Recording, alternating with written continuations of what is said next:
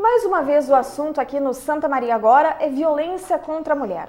Para essa terça-feira nós convidamos a coordenadora do Núcleo de Estudos sobre Mulheres, Gêneros e Políticas Públicas, a professora Maria Celeste Landerdal, e o advogado criminalista Daniel Toneto. Boa tarde, Maria Celeste, bem-vinda. Boa tarde, obrigada. Boa tarde, Daniel, bem-vindo também. Muito obrigado. Em primeiro lugar, Daniel, eu queria provocar o seguinte questionamento. Se, por um lado, a Lei Maria da Penha é um avanço na legislação de proteção à mulher vítima de violência doméstica no Brasil, por outro lado, parece que esse avanço ele ainda é muito maior no que diz respeito ao rigor das penas aplicadas ao agressor do que propriamente as garantias de que essa mulher não será vítima desse tipo de violência. As medidas protetivas ainda são muito falhas. Nesse sentido, eu gostaria de saber a sua opinião enquanto advogado criminalista. A Lei Maria da Penha, a título mundial, quando a gente viaja a alguns países e compara, logicamente, as leis que protegem as mulheres, no Brasil foi um grande avanço. Infelizmente, a cultura e a agressão, a agressividade do homem está cada vez maior. Para se ter uma noção, ontem saiu um dado que no Brasil existem mais casos de estupros do que homicídios dolosos contra a mulher no âmbito da Lei Maria da Penha. Agora imaginem o estupro, aquele crime horrível, numa porcentagem cada vez maior, mesmo com a Lei Maria da Penha. A lei, eu posso afirmar sem a menor dúvida, que processualmente é a lei mais severa que se tem no país. Nenhuma outra lei aqui tem medidas tão agressivas, tão fortes como a Lei Maria da Penha. Nem Estatuto do Idoso, nem Estatuto da Criança e Adolescente, nada parecido no Brasil do que a Lei Maria da Penha. E infelizmente, como tu falaste, mesmo com essa lei mais severa, continuam os inúmeros crimes. Então deve-se chegar à conclusão, eu não tenho a menor dúvida disso também, de que se falta políticas públicas, falta mudar a nossa cultura, que infelizmente, eu conversava com a professora Maria Celeste ali fora, que faz um brilhante trabalho aqui na região, tem que se mudar a cultura e a educação. Não adianta vir uma lei severa se não mudar a cabeça das pessoas. Só para o telespectador ter uma noção, só hoje pela manhã eu atendi 2 novos casos de violência contra a mulher. O primordial é que se tenha algo cultural, algo na educação com que faça com que se diminua essas agressões, porque a lei ela é a mais severa possível. Dentro do nosso âmbito, claro, dentro da nossa Constituição, ela tem limites. Infelizmente, continua a agressão. Mas o lado positivo é que depois de 2006, com o advento da Lei Maria da Penha, muitos casos que não apareciam, estão aparecendo.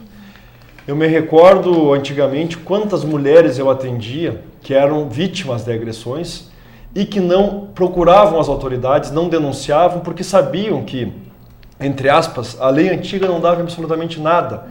Só para se ter uma noção, antes, o sujeito agredia a mulher, uma lesão leve, pagava-se uma cesta básica, agredia de novo, era a suspensão condicional do processo. A terceira vez não ia porque ela apanhava mais em casa por estar indo buscar justiça. O que era pior, porque ela era vítima de tortura por anos e anos. Por anos e anos. Olha, Janine, eu atendi mulheres que foram... É inacreditável, professor, assim, eu atendi mulheres que foram vítimas 10, 20 anos naquela época e mesmo assim elas não se encorajavam a buscar as autoridades. E o termo que eu usei não é errado, não é, Daniel? É crime de tortura mesmo. Exatamente, é crime de tortura. E eu particularmente acho que o crime de tortura agora tem essa nova mudança na lei, tinha que ser mais severo ainda. Antes do advento do Maria da Penha, não sei quantas mulheres eu defendi no tribunal do júri porque mataram seus maridos. Por quê? Faziam a primeira ocorrência, faziam a segunda, nada. E daí tinha que se defender. E todas elas foram absolvidas pelo tribunal porque ela, de fato, agiram de legítima defesa. Estava devidamente comprovado que procuravam as autoridades e não acontecia nada. A notícia boa é o quê? Que essa Lei Maria da Penha, efetivamente, ela tem essas medidas processuais que afastam do lar, decreto de prisão preventiva, mas, infelizmente, a agressão do homem, e eu posso afirmar que todo aquele homem que bate numa mulher, que comete um crime contra uma mulher, ele não é homem, na verdade ele é um covarde.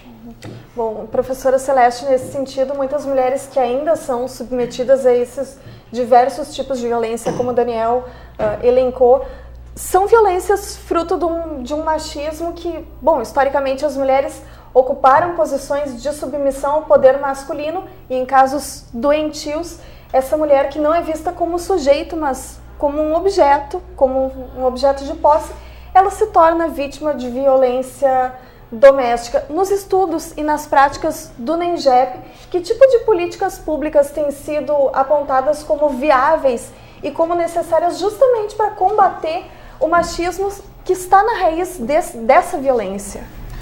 Olha, nós temos um plano de política para as mulheres que é nacional e existe um plano estadual e nós queremos um plano municipal também, né? Que tem vários eixos. Um dos eixos que eu acho tem vários eixos na cultura, na educação, na saúde, nos direitos sexuais e reprodutivos.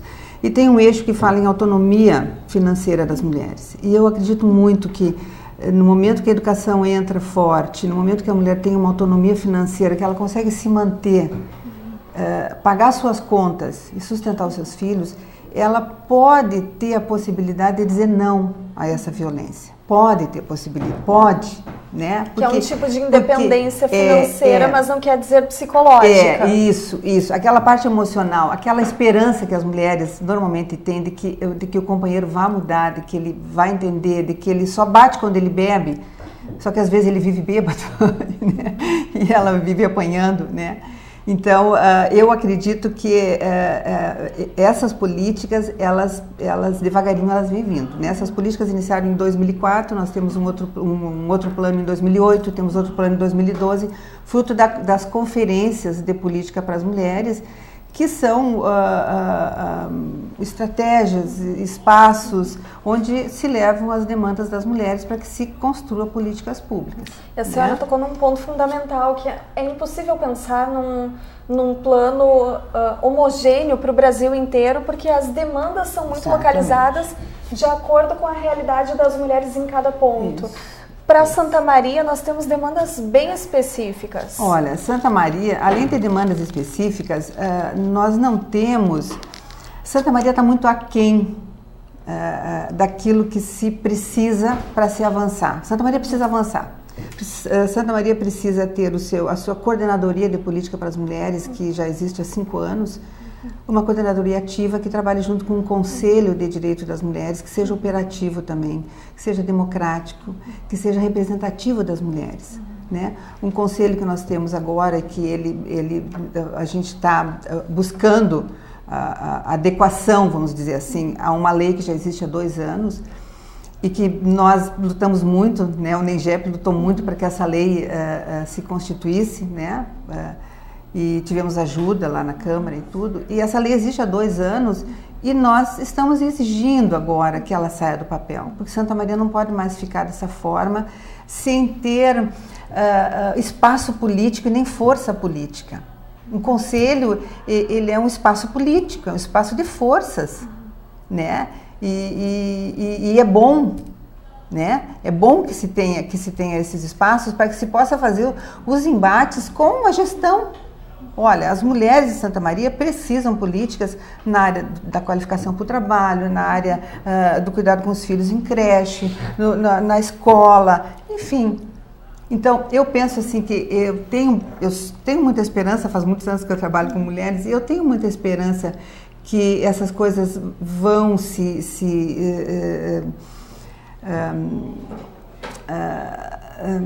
ajeitando, né? Vão caminhando. Só que eu penso que depende muito da força da união das mulheres, porque eu vejo muitas mulheres trabalharem de forma individual, nas suas casas, no trabalho, na escola, né? Mas sem uma articulação geral. Articulação. Então a gente vê assim, quando o NENGEP surgiu, inclusive em 2008, 2007, 2008, não existiam grupos nenhum, não existiam coletivos de mulheres em Santa Maria. Não estou dizendo com isso que o NENGEP que criou isso. Mas eu vejo hoje como as mulheres estão se mobilizando. Então, essa mobilização é muito positiva e tem que haver essa mobilização. As mulheres não podem mais ficar no seu cantinho achando que vão contribuir para melhorar sozinhas. Nós temos que nos aliar, nós temos que ter uma força política, nós temos que estar na política, né? Mas de uma forma qualificada. Por exemplo, o nosso conselho, que a gente quer ajudar a reconstruir agora, né? Nós queremos ajudar a reconstruir, sim. Ele tem que ser um conselho qualificado. Ele tem que saber, as pessoas que estão lá representando as entidades, principalmente da sociedade civil organizada, ela tem que saber o que está fazendo lá. Qual é o seu papel lá? Um conselho ele não é assistencial e nem assistencialista. Ele não é para recolher roupa, por exemplo, não é para fazer caridade. Não é. É para fazer embate político saudável. Embate político saudável. Perfeito. Que leve à construção de políticas novas que venham ao encontro das demandas das mulheres. Nesse sentido, Daniel, na tua experiência, atuando como advogado, quando uma mulher é vítima de violência doméstica, ela sente essa necessidade de um amparo desse tipo de órgão, seja de um conselho municipal que atue junto com as mulheres ou outros órgãos, outros coletivos aqui em Santa Maria, ou ela se sente um pouco desamparada e desprotegida ainda? A quem ela consegue recorrer hoje em dia? Tem que se fazer duas diferenças. A mulher que tem condições financeiras e a que não tem. A que tem condições financeiras, tem família. Logicamente que aquela mulher que é agredida, é vítima, tem uma família estruturada, tem condições financeiras, tudo para ela não vou dizer fácil, mas é menos difícil. Agora é lógico que as pessoas necessitadas, as pessoas pobres, as mulheres pobres, elas têm uma grande dificuldade. De outro lado, o que Santa Maria tem em termos de vantagem?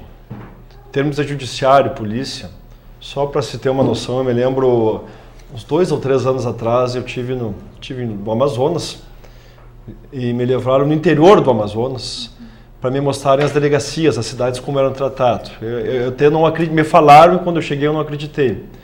Tinha pessoas lá que nem sabiam o que era a Lei Maria da Penha. Cidades muito pobres. E aqui é uma situação muito diferente. A gente tem uma delegacia especializada que trabalha muito bem, são pessoas extremamente competentes. Tem uma vara judicial, a 4ª vara criminal, que trata de todos os assuntos da Lei Maria da Penha. Então, em termos jurídicos, em termos de polícia, Santa Maria é uma realidade muito melhor do que as outras partes do país. E não é só no Amazonas, eu tive na Paraíba, no interior da Paraíba também eles me mostraram, a situação é precária. É claro que sempre pode melhorar, mas em termos jurídicos, em termos de polícia, Santa Maria está muito bem estruturada. Agora, em termos de políticas públicas, é claro que tem que fazer diferença. Aquela pessoa, aquela mulher que tem uma família estruturada, como eu falei no início, é tudo mais fácil, ela nem precisaria também. Que ela tem uma rede de amparo pessoal. Tem condições de ter um advogado, de viajar, de levar a família para outra cidade, situações que a gente sabe que acontece quando está muito violento. Agora tu pega uma senhora que não ganha nem um salário mínimo, que tem 3, 4 filhos. Dependência total. Dependência total do companheiro. E como a professora falou, daquele companheiro que bate quando bebe, mas está sempre bêbado. E infelizmente não tem também a cultura, não se dá conta de que aquele homem nunca vai mudar, que a melhor coisa que tem que fazer é manter distância. Aí fica muito difícil para esse tipo de pessoas. Certo. Mais uma vez, daí eu queria assim, reforçar aquilo que tu falou no começo, que é importante mudar a cultura. Exatamente. Se essa cultura centrada no homem, no branco, no heterossexual, não mudar, não vai mudar. Tem que ser visto pelo olhar feminino também, né? O mundo não pode mais ser visto só pelo olhar do homem. É isso que o feminismo trata hoje, né? A gente quer que o mundo seja visto com olhos das mulheres também, das necessidades das mulheres. Perfeito. E no momento que isso mudar, eu imagino que as coisas possam mudar. Falta bastante tempo. Vai melhorar sim. Mas eu imagino que a gente esteja contribuindo nessa caminhada. Sobretudo, né? Por uma cultura de paz. Cultura de paz, com certeza. Tá certo. Daniel, professora, muito obrigada pela presença de vocês aqui conosco no Santa Maria Agora, sobretudo para a gente fomentar esse debate pela não violência contra a mulher. É um debate sempre muito, muito caro aqui para o Santa Maria Agora, Então, convido para um retorno próximo, que a gente sempre promova esse tipo de assunto, esse tipo de conversa aqui. Muito obrigada pela presença de vocês. Agradeço também. Tá certo. Professora, antes de encerrarmos, um telefone ou site do NEMGEP para quem quiser conhecer o núcleo ou se aprofundar nas discussões? Nós temos o nosso site, é NEMGEP, NEMGEP/UFSM.br. Tá certo. Tá Eu acesso direto pelo Google, então entrando no Google ali, pede NEMGEP que aparece. Então tá certo. Muito obrigada, professora. Tá bom.